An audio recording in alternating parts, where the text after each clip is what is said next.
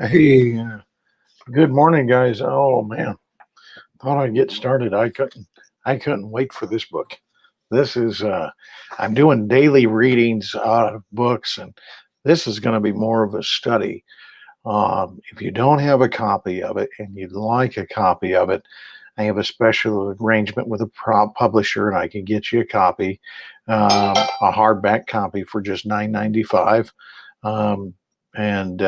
And normally they go for about 20.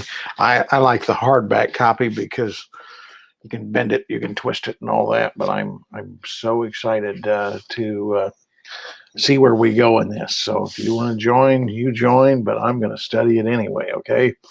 Um, First of all, the first chapter. Now, there's an introduction. I highly recommend. We're not going to get into that. I'm going to probably skim over a few parts because they're like the genealogies in the Bible. I'm not going to take you through all of them. Um, but the meat of it we're going to get to. Okay, so I'm really excited. This is Think and Grow Rich by Napoleon Hill. I'm going to begin at chapter 1. And I'm going to expound on these things. I'm going to turn the comments on. So if you have any comments or questions or anything like that, feel free to ask away. But this is what I do every morning. So I'm just going to bring you into my office with me while I do this. Okay. So first of all, if you don't have a copy, again, I recommend it. You can get a lot of copies online. I highly recommend a hardback book or a paperback or the actual book so you can underline things like that. So there's something about the book. Okay. In every chapter, this is the title. The title of this is The Secret of Success. Are you ready? Who's ready? My gosh, this is exciting. In every chapter of this book, mention has been made of the money-making secret that has made fortunes for the exceedingly wealthy men, of whom I have carefully analyzed over a long period of years. 20 years, in fact. Napoleon Hill has a story that is, he fluctuates from success to failure in his own life. So if anybody thinks it's going to be an easy road, I'm going to stop you right there. If you're looking for an easy way to get rich, hey, when you find it, you give me a call. Okay. The secret was first brought to my attention by Andrew Carnegie. The canny, lovable old Scotsman carelessly tossed into my mind when I was but a boy. Then he sat back in his chair with a merry twinkle in his eye and watched carefully to see if I had brains enough to understand the full significance of what he had said to me. When he saw that I had grasped the idea, he asked if I would be willing to spend 20 years or more preparing myself to take it to the world, to men and women who, without the secret, might go through life as failures. I said I would, and with Mr. Carnegie's cooperation, I have kept my promise. This book, Think and Grow Rich, contains the Carnegie secret, a secret that has been tested by thousands of people in almost every walk of life. Now millions. That was written thousands, but now it's millions. It was Mr. Carnegie's idea that the magic formula, which gave him a stupendous fortune, might be placed within the reach of people who do not have the time to investigate how others had made their money. It was his hope that I might test and demonstrate the soundness of the formula through the experience of men and women in every calling. He believed the formula should be taught in all public schools and colleges. He said that if it were properly taught, it would revolutionize the entire educational system, of which I entirely agree. Our education system sucks. It is. I'll give you an example. When I was in high school, no one told me why I should take calculus. They told me it was just a class. Certain people learn different ways. And if somebody would have told me why calculus was important and shown me what I was doing with it, and if they would have shown me what all these X's and Y's and Z's and A's and L's and the cubic feet of this and that and the other thing, actually applied. And now I've come to realize it's pharmaceuticals. And if somebody would have told me why, I would have paid more attention. So they don't give you a time. They just regurgitate the same crap in our educational system. So our educational system needs this. Okay, so um, he said that if it were properly taught, it would revolutionize the entire educational system, and the time spent in school would be reduced to less than half. I agree. In Chapter 4 on faith, you will read the astounding story of the organization of the giant United States Steel Corporation. It was conceived and carried out by one of the young men through whom Mr. Carnegie proved that his formula will work for and who are ready for it.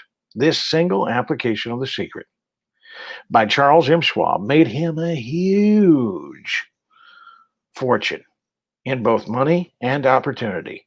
Roughly speaking, this particular application of the formula was worth $600 million. Okay. Now, notice the words, this particular application. Application. You have to apply in order to get a career. You have to apply yourself in order to receive a reward. You have to apply these principles. You can't just read them and think they're going to change your life. If you are 30 years of age, you have 262,300 hours of mental conditioning. That's if you're 30. I'm a little over that. You might be a little younger than that. But if you have that, I mean, you can't just read a book one time and expect everything in the book to transform your life. It's a process, and you also have to apply it. But when you do, these facts give you a fair idea of what reading this book may bring to you, provided you know what you want. The secret was passed on to thousands of men and women who have used it for their personal benefit. Some have made fortunes with it. Others have used it successfully in creating harmony in their homes. A clergyman used it so effectively that it brought him an income of upwards to $75,000 a year, approximately $1.5 million in contemporary terms. Arthur Nash, a Cincinnati tailor, used his near bankrupt business as a guinea pig on which to test the formula.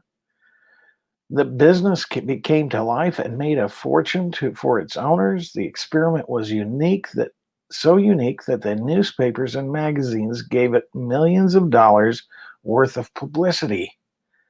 The secret was passed on to Stuart Austin Weir of Dallas, Texas. He was ready for it, so ready that he gave up his profession and studied law. Did he succeed? You will read the answer in Chapter 6, Specialized Knowledge. While I was advertising manager for the LaSalle Extension University, I had the privilege of seeing J.G. Chaplin, president of the university, use the formula so effectively that he made LaSalle one of the great extension schools of the country. The secret is also mentioned no fewer than 100 times throughout this book.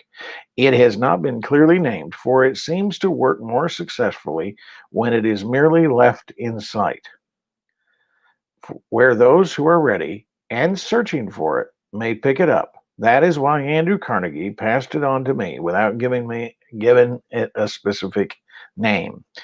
If you're ready to put it to use, you will recognize this secret at least once in every chapter, but you will not find an explanation of how you will know if you're ready. That would deprive you of much of the benefit you will receive when you make the discovery your own way. If you have ever been discouraged, if you have ever had difficulties that took the very soul out of you, if you have tried and failed, if you were ever handicapped by illness or physical affliction, the story of my own son's discovery and use of the Carnegie formula may prove to be the oasis in the desert of lost hope for which you have been searching. This secret was extensively used by President Woodrow Wilson during the World War, during the First World War. President Roosevelt during the Second World War. It was passed on to every soldier on the training received before going to the front. So we use this in our military, guys. And America's got the strongest military in the world. I mean, pretty much. That's my opinion, my humble opinion. Okay. It was passed on to every soldier in the training received before they're going to the front. President Wilson told me it was a powerful factor in raising the funds needed for the war.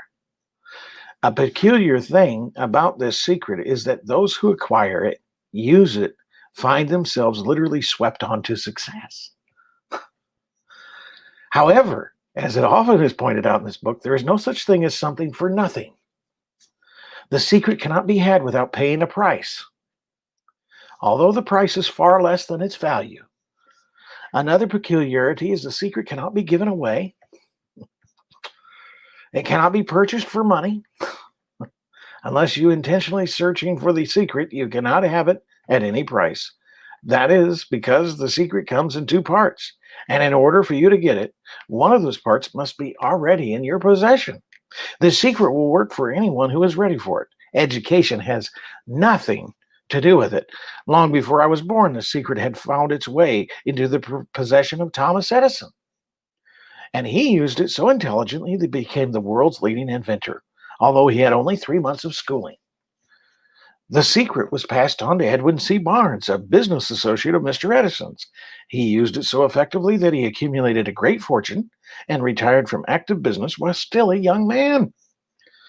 You will find his story at the beginning of the next chapter should convince you that riches are not beyond your reach, and no matter where you are in life, you can still be what you wish to be.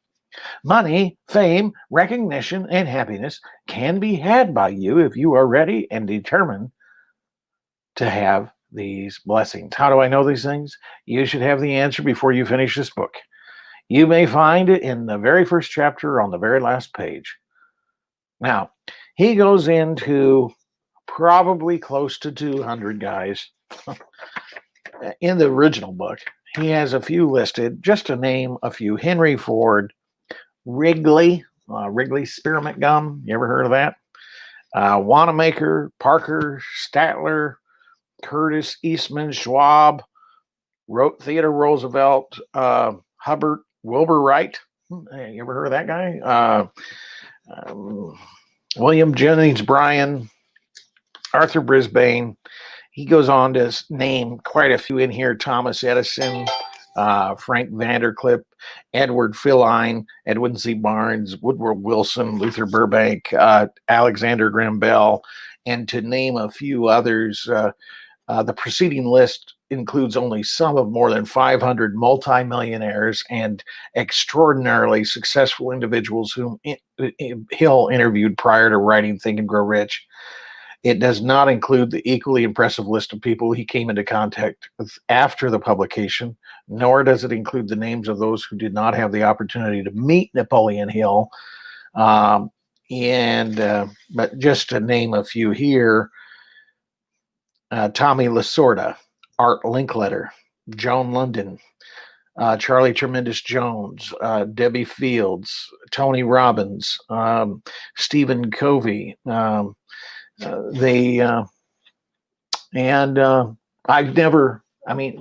goes on and on. And I talk to so many people who have never read this book, but yet they want to be a coach, or they want to be a motivational speaker, or they want to have a success in business, success in life. And they look at this book and they say, well, you can't think and grow rich. That's all we do, guys. If I start with my attitude of thought, and my attitude of thought is failure, or I'm looking at the results and I'm not having the results that I want, and I just focus on those results, and the results are, pardon my language, but they're pretty shitty. Okay. How my thoughts going to be? Shitty. How my feelings going to be? Shitty. How my actions going to be? Shitty. What are my results going to be? Shitty. So you got to change your thoughts. It starts with the thoughts. It doesn't start with the feelings. You can't change your feelings without first changing your thoughts, guys. You got to change your thoughts. Thoughts are things, are powerful things at that, when they're mixed with a dividend as a purpose and a burning desire for their attainment. along with persistence. They are amazing things, guys. They're amazing things. I never would have known who was inspired to use the Carnegie Secret who did not achieve noteworthy success. On the other hand, I have never known any person to distinguish himself or to accumulate riches of any consequence without possession of the secret. From these two facts, I draw the conclusion that the secret is more important for self determination than anything you receive through what is properly known as education. Somewhere as you read, the secret will jump from the page and stand boldly before you if you're ready for it. And when it appears, you will recognize it, whether you receive the sign in the first chapter or the last. Stop for a moment when it presents itself and make note of the time and place. You'll want to remember because it will mark the most important turning point in your life. In fact, if you're watching this or listening to this or watching it later and you really listen, it may be the turning point of your life today. Today might be your birthday, but we're too busy today. And we're too busy to listen to a lot of stuff that's positive today for a long period of time. Because we're so inundated with negative, we're desensitized to things that are positive. Okay, so remember too, as you go through the book, that it deals with facts and not fiction. Its purpose is to convey a great universal truth through which, if you're ready, may learn what to do and how to do it. You will also receive the needed stimulus to make a start. As a final word of preparation, may I offer one brief suggestion that could provide a clue on how the Carnegie Secret might be recognized? It is this: achievement and all earned riches have their beginning in an idea. If you're ready for the secret, you already possess one half of it. Therefore, you will recognize the other half the moment it reaches your mind.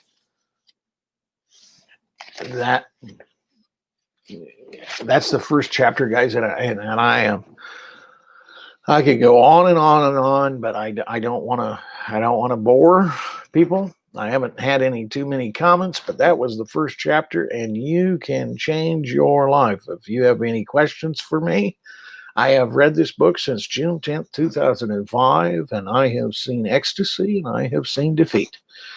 And there is a passage in the book that says, before real success comes in any person's life, they're sure to meet with much temporary defeat and perhaps some failure.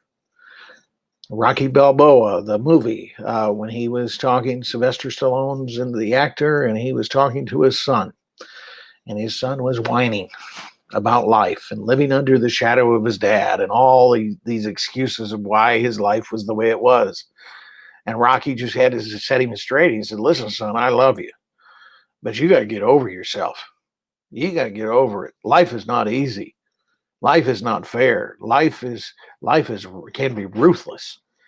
It isn't how hard you can get hit or how hard you hit, but rather how hard you can get hit and keep getting back up. You know, not everything is going to turn into gold for you. I mean, you're going to figure out some things that don't work. You know, I work from success now. Before, I was always trying to attain a level of success. The secret of success is this, guys. You are already successful. You are already successful. Say that with me. I am already a success. Say it again. I am already a success. Say it again. I am already a success. Therefore, I will never fail again. Now, I may successfully figure out how things won't work, but I'll never fail again. Everything I do will prosper. It will be an idea that prospers. Maybe it prospers to the point where it's not the right idea, but I will successfully figure out how it won't work. When they went to the moon, they changed the course. thousands of time along the way. They altered their trajectory to reach their destination. And there's times that you're going to have to alter your trajectory and you're going to have to go this way and you're going to have to go this way. Listen to the spirit within because you are a spiritual being and you have immense power and you're connected to an intellect and you live in a body. But you're not your intellect and you're not your body. You are a spiritual being with immense power. But that's the first chapter of Think and Grow Rich. And I'm going to be back again probably later today to go over the second chapter. So be on the lookout. And if not later today, because I get a little busy on Mondays, it'll be tomorrow for sure. But get a copy of the book. And if you're watching, let me know where you're watching from. If you watch the replay, just put a hashtag replay in the comments and let me know where you're from and who you are. Take care, guys. Have a great day and God bless. Oh, one last thing before I go. Next week, the 16th, 17th, and 18th, mark it down. Here we go. I'll just put this up here so you have something to write down with. Go to that website, jonathanribble.com/challenge. Again, jonathanribble.com/challenge. And join me in my lead generating and branding challenge. It's called Branded or Stranded. So teaching you how to brand your business. Looking forward to it next week. Take care, guys. Have a great day. So